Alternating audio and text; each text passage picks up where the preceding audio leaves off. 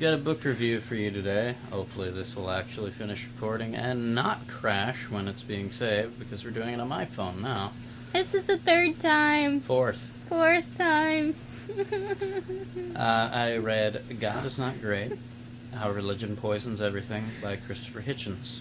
It's a very controversial book, down to the very title, which is itself a parody of the translation of Allahu Akbar, a very commonly used phrase in Islam, meaning God is great.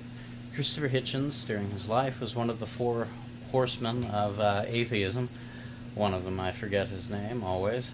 And then two of the others, Sam Harris and Richard Dawkins. Hitchens was a humanist. He primarily drew inspiration from a lot of American philosophers and philosophies, such as Thomas Paine and Thomas Jefferson, and from the ideas of the social contract, which was originally established by such writers as John Locke and Thomas Hobbes, and how it later grew during the establishment of what would become the government of the Republic of the United States of America, what would go into the Constitution in particular through the writings of James Madison. Yeah, it's one of those days.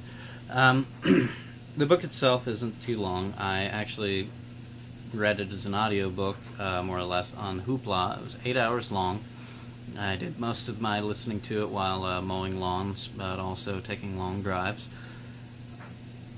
It was actually narrated by Hitchens himself, which is fantastic. The audio quality was excellent throughout it.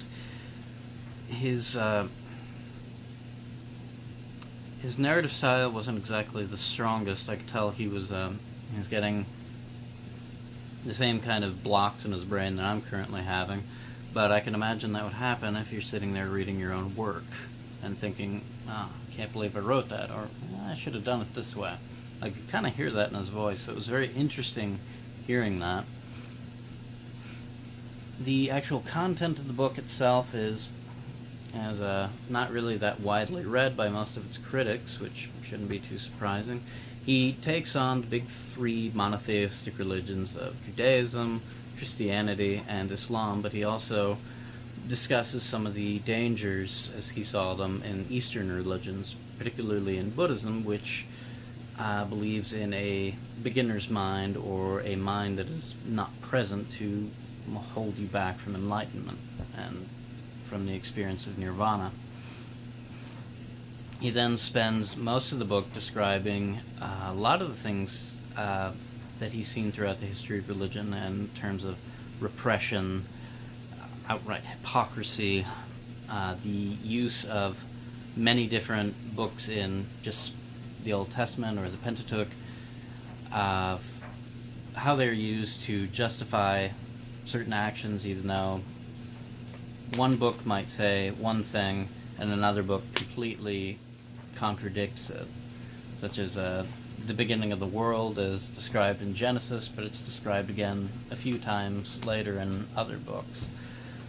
He also takes a look at Exodus and basically tears it apart, from the horrific slaughter of all the firstborn of Egypt down to the numbers of the Jewish exiles. They should have numbered in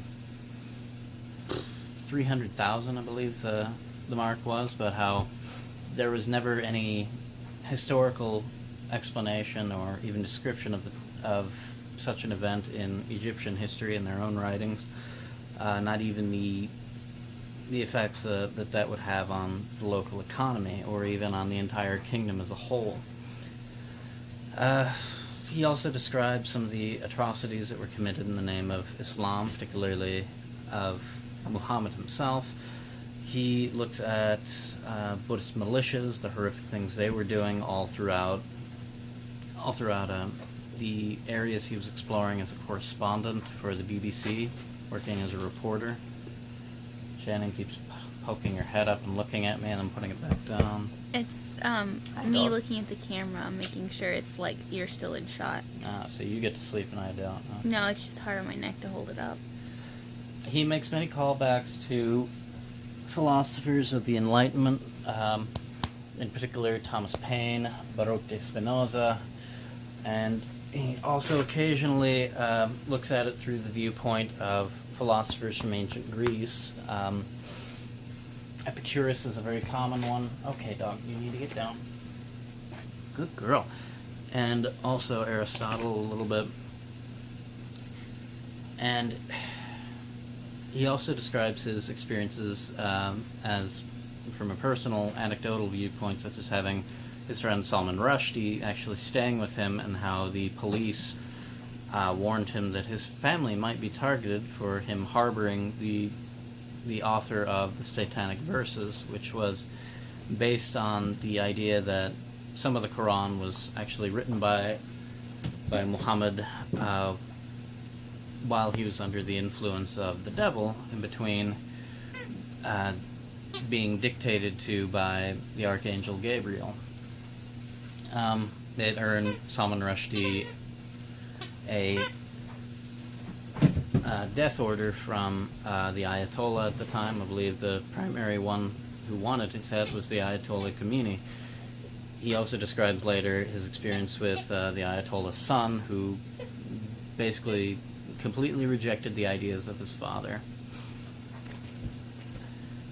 Throughout the book, like I said, he makes a lot of callbacks to the philosophers he really enjoys. And I found it interesting that he's, as you would think, a big fan of Thomas Paine, given that he wrote an entire biography on him. And he always found a way to reconcile Paine's views on the god of deism, that is a celestial clockmaker, without attacking it in that same sort of ferocious manner in which he goes after others.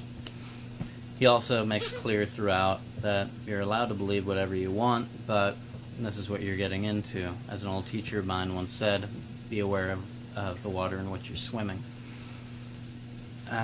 Him pointing out Baruch de Spinoza was very interesting to me. He was one of the very most influential, if not the most influential philosopher that led to the Age of Enlightenment in the West. He was a contemporary of Descartes, but his writings had far greater influence, far greater impact, but we don't really know his name as well. We don't even really quote him ever, although we're always quoting cogito ergo sum, I think therefore I am, which itself could be very much attacked by the philosophies that were put forth by Spinoza, and later, of course, by guys like Voltaire, my favorite philosopher from history. He points out other events in history that aren't really covered, such as the rise of the Maccabeans. If you've grown up Catholic, perhaps Anglican, and maybe Orthodox, but I'm not sure. I'm not sure what scriptures the various Orthodox churches authorize as being canon, and what they say is apocryphal or heretical even. But Judas Maccabeus was this guy who lived right around almost 200 years before the Common Era, or before the birth of Christ, whatever you want to call it. And he took something his father did and took it a lot further. And his father once saw a Jewish man in Jerusalem, which had been heavily Hellenized by the time, not only by the occupying Romans, but also just by the voluntarily by the people living there, by the Jews living in Jerusalem. Come on, girl, give me the squeak toy. And his father actually slaughtered this Jewish man who was making a sacrifice at a Hellenic temple. Right around this time, the term apokoros appeared as more of a damning insult or curse, meaning heretic or apostate. Now, it actually technically means Epicurus or Epicurean. Epicurus at the time was a very popular philosopher in the region because of his ideas of moderation and the seeking of happiness through association with good friends. most of the Jews of the period had already become very Hellenized. They were offended by the ideas presented in the Pentateuch and also by circumcision itself, and were moving closer and closer to this Greek idea of going to the gymnasium daily to work out your body and your brain. In fact, locker talk from this period, for lack of a better term, in those gymnasiums is the foundation of modern Western thought. But the Roman government decided to back the Maccabees, and that led to basically the extinction of Hellenic thought in the area. Even though I need to look up the names of them because Hitchens never put them forward, but there were a lot of very accomplished Jewish scholars at that point and Jewish philosophers who were furthering Hellenic philosophy and thought and were fully accepted by their Greek counterparts across the Aegean. This is something not even the Romans were really accomplishing. The Romans were great students of philosophy, but we don't really have any philosophical texts of note from the Romans other than the Meditations of Marcus Aurelius. It just wasn't really their thing.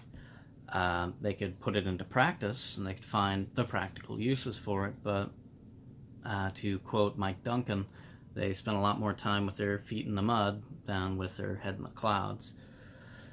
And I think that's a real shame that we don't know more about these early Jewish philosophers, but thanks to Hitchens, now I'm more aware of them, and I'm going to be seeking them out. I would recommend this book to anyone that has a similar train of thought, anyone that wishes to learn more about the history of religion from less of a propaganda viewpoint that favors these the religious organizations throughout the world, and looks more at the scary, dangerous aspects of organized, systemized faith as it is pushed onto people or is followed by people, voluntarily even. Hitchens does maintain throughout the book, you're allowed to believe whatever you want. Honestly, I think that too. But you need to be aware of the water in which you're swimming, and you also need to be aware of some of the crimes that could be committed in the name of your own religion. I found the book to be excellent. I find many of its criticisms to be banal, ad hominem, basically trivial trash, for lack of better words at the time.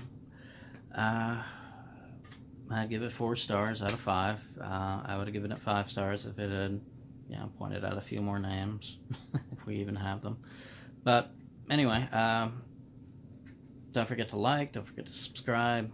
Go ahead and drop a comment if you would like to discuss it more. Shannon will let me know, and I'll hop on there on one of my YouTube accounts and have a discussion if you'd like.